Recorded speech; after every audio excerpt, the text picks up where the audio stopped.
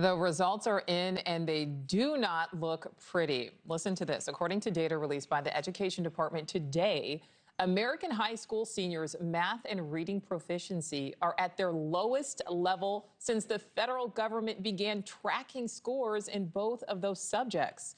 Eighth graders also receiving low marks in their understanding of science.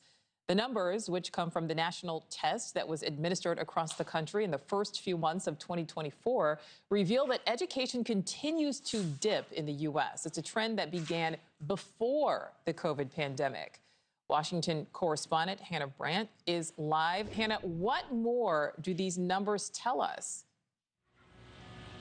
Well, Nichole, the leader of the center that conducted this testing calls the results sobering, and we're hearing a similar level of concern from Washington, D.C. officials across party lines, really.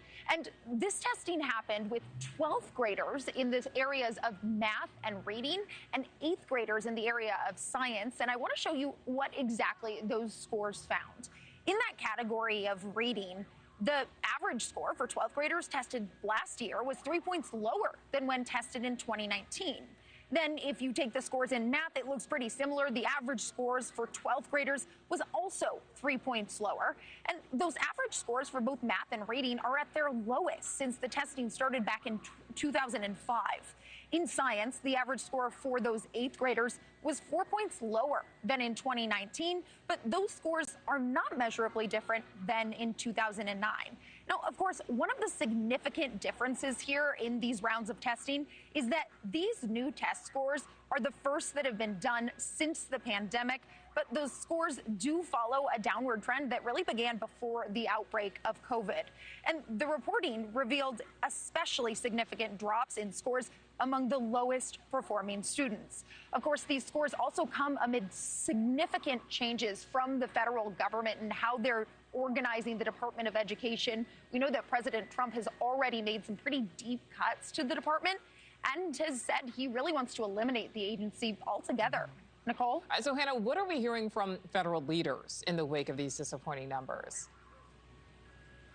Well, Education Secretary Linda McMahon put out a video statement about this report. She said she also finds it concerning, but she says that her and President Trump have advocated for more state and local control of education for this very reason, arguing that these scores show that the Trump administration is on the exact right track.